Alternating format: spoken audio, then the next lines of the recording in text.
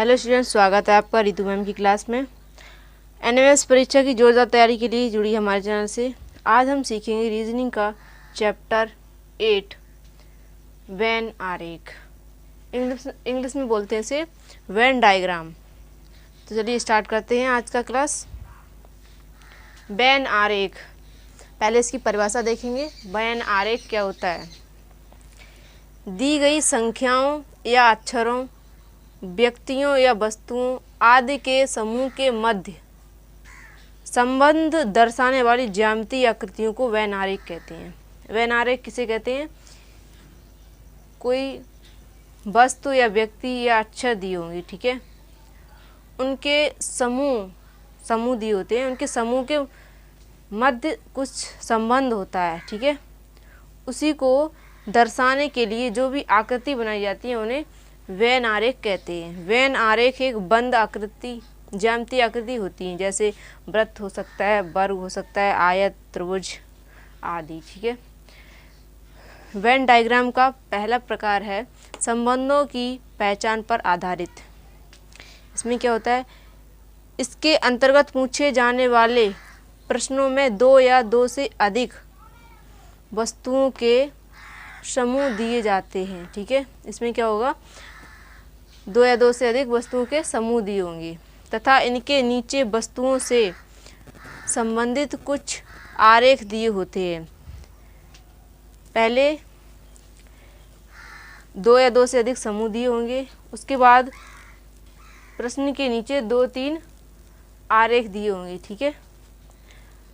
अभ्यर्थियों मतलब question solve करने वाले को क्या करना है? अभ्यर्थियों को सही आरेख को ज्ञात करना है जो वस्तुओं के लिए सही संबंध दर्शाए, ठीक है। वस्तुओं के सही संबंधों का बोध कराएं। पहला है जब एक वर्ग दूसरे वर्ग में पूर्ण रूप से समाहित हो लेकिन मिला जुला ना हो, ठीक है। एक वस्तु या व्यक्ति दूसरे व्यक्ति से पूरी तरह से संबंध रखती है तो ऐसा आरेख बनाती है। जैसे सभी माताएं महिलाएं होती हैं, ठीक है। सभी माताएं महिलाएं तो होंगी, ये थोड़ी नहीं हो सकता है कि सभी महिलाएं जरूरी होगी माताएं हों, ठीक है। तो सभी माताएं जो होती हैं वो सभी महिलाएं होंगी, तो उसके लिए ऐसा आरेख बनेगा। जब कोई भी वर्ग एक दूसरे वर्ग में पूरी तरह से समाहित ना हो लेकिन दोनों में कुछ समान सदस्य हों, ठीक है, पूरी तरह से संबंध नहीं होगा, ठीक है। तो यहाँ पर देखिए कुछ गरीब हैं और कुछ काले गरीब हैं, ठीक है। तो कहा जाए कि कुछ गरीब काले हैं, तो ऐसा बनाए कुछ गरीब के लिए और कुछ काले गरीब, ठीक है। तो कुछ गरीब और कुछ काले गरीब के लिए ऐसा आरेख बनेगा। तीसरा है जब एक वर्ग दूसरे वर्ग से बिल्कुल अलग हो, ठीक है। जब एक चीज़ दूसरी चीज़ से बिल्कुल अलग होगी तो कैसा आरेख बनेगा? जैसे तोता और शेर के लिए, तो तोता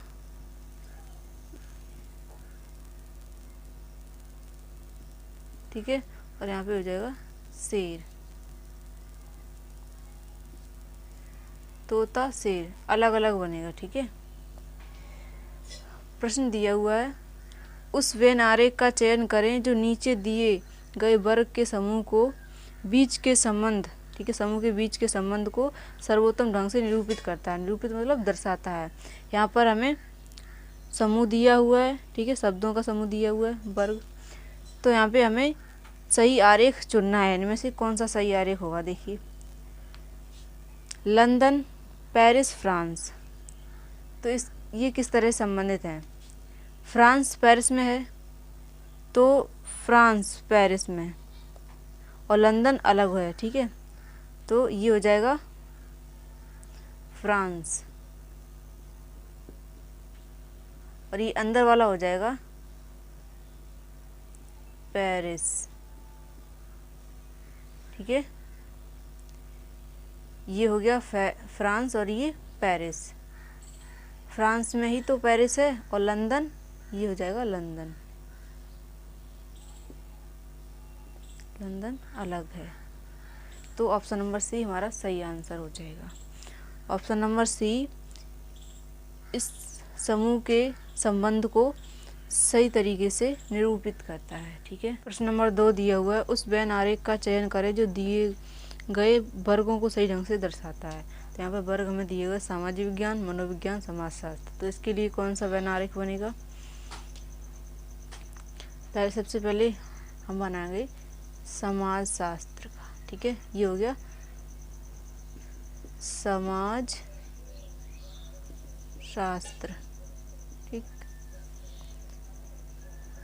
समाजशास्त्र के अंतर्गत मनोविज्ञान और सामाजिक विज्ञान दोनों आते हैं। तो ये हो गया सामाजिक विज्ञान और ये मनोविज्ञान। ठीक है, ये हो गया मनोविज्ञान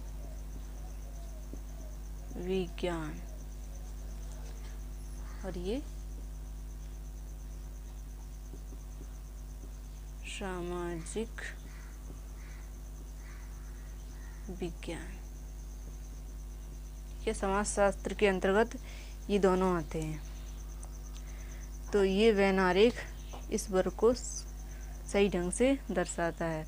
अब तक हमने सीखा संबंध पर आधारित वेन आरेख। ठीक है,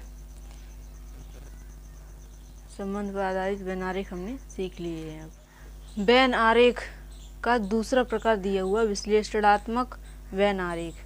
पहले इसे समझेंगे, विश्लेषणात्मक वेन आरेख क्या होता है, उसके बाद इससे संबंधित प्रश्नों को हल करेंगे। पहला प्रकार हमने सीखा था संबंधों पर आधारित, ठीक है, वेन आरेख, और उसके बाद में उसके प्रश्न हल किए। तो यहाँ पर उसी तरह विश्लेषणात्मक वेन आरेख को समझेंगे, उसकी परिभाषा को, उसके बाद इससे संबंधित प्रश्नों को हल करेंगे। तो देखते हैं क्या होता है विश्लेषणात्मक वेन आरेख। इसके अंतर्गत पूछे जाने वाले प्रश्नों में एक दूसरे से संयुक्त आरेख दिए जाते हैं। ठीक है, इसमें क्या होगा, संयुक्त आरेख दिए होंगे, 2-3 आरेख दिए होंगे, जिनके अंदर अलग अलग स्थानों पर अलग अलग संख्याओं या शब्दों को दर्शाया जाता है। ठीक है, शब्दों को दर्शाता है।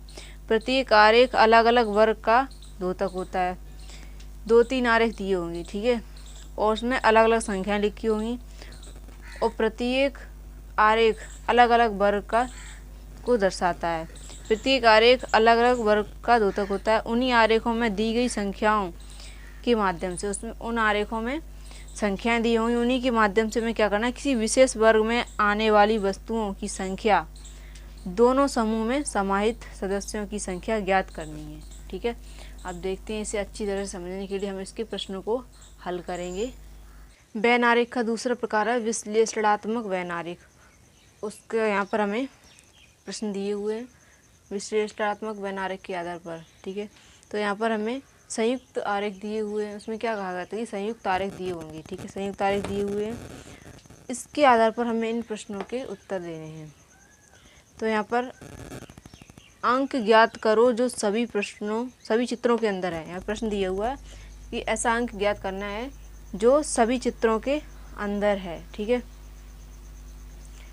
जैसे अब हमें ये यहाँ पर देखना होगा, 8 केवल वृत्त के अंदर है और आयत के अंदर है, और हमें 3 चित्रों के अंदर संख्या ढूंढनी है। ठीक है, 5 त्रिभुज के अंदर है, वृत्त के अंदर है, आयत के अंदर नहीं है, ये आयत है। ठीक है, तो दो देखिए, आयत के भी अंदर है, त्रिभुज के भी अंदर है और वृत्त के भी अंदर है। ठीक है, तो ऑप्शन नंबर ए हमारा सही आंसर हो जाएगा। प्रश्न 2 दिया हुआ है, वह कौन से अंक हैं जो 2 चित्रों के अंदर हैं। हमें वो अंक ढूंढने हैं जो 2 चित्रों के अंदर होने चाहिए, कौन कौन से हैं। ठीक है, देखिए 5 त्रिभुज के अंदर है और वृत्त के अंदर है, आयत के अंदर नहीं है, तो ये एक 5 हो गया। ठीक है, अब 2 तो तीनों के अंदर है, त्रिभुज के भी अंदर है, आयत के भी और वृत्त के भी अंदर है, तो 2 नहीं होगा। एक देखिए यहाँ पर एक त्रिभुज के अंदर है, ये त्रिभुज दिया हुआ है, और आयत के अंदर है, तो 1 हो गया। ठीक है, 5,1 हो गया। और हमें एक और ढूंढनी है। अब देखते हैं, 3 वृत्त के अंदर है और केवल वृत्त के ही अंदर है ये तो। ठीक है, तो हमें सभी चित्रों में ऐसा अंक ढूंढना है जो सभी चित्रों में होने चाहिए। 8 देखिए आयत के अंदर है और वृत्त के अंदर है, तो यहाँ पर 8 हो जाएगा। 2 चित्रों के अंदर ढूंढना है ऐसा अंक जो 2 चित्रों के अंदर है केवल। ठीक है, और 4 केवल आयत के अंदर है, 9 केवल तर्जनी के अंदर है, ठीक है, और इनमें से कोई नहीं होगा तो ये 5,1,8 5 1 8 जो संख्या हैं वो 2 चित्रों के अंदर हैं। तो ऑप्शन नंबर बी हमारा सही आंसर हो जाएगा। यहाँ पर अभ्यास प्रश्न दिया हुआ है, इसमें प्रश्न नंबर 1 है मिनट दिन माह। तो इसमें कौन सा आरेख मिनट दिन माह तीनों को दर्शाता है, ठीक है। तो ये तीनों एक दूसरे के अंतर्गत हैं। माह मतलब महीना, महीने में दिन होते हैं, ठीक है, महीने में दिन, ये हो गया महीना वाला, ठीक है, और ये हो गया दिन वाला, और ये हो गया मिनट वाला, और मिनट से मिलकर दिन बनता है। तो ऑप्शन नंबर ए हमारा सही आंसर हो जाएगा। ये आरेख इस संबंध को सही तरीके से निरूपित करता है, मतलब दर्शाता है। प्रश्न नंबर 2 है बस स्कूटर परिवहन। अब इनमें से कौन सा आरेख बस स्कूटर परिवहन को सही रूप से दर्शाता है। तो देखिए परिवहन, ये दोनों परिवहन हो जाएंगे, तो ये परिवहन का आरेख हो गया, और बस स्कूटर ये दोनों आरेख हो गए, ठीक है। तो ऑप्शन नंबर बी इस संबंध को सही रूप से दर्शाता है, इसलिए ऑप्शन नंबर बी सही आंसर हो जाएगा।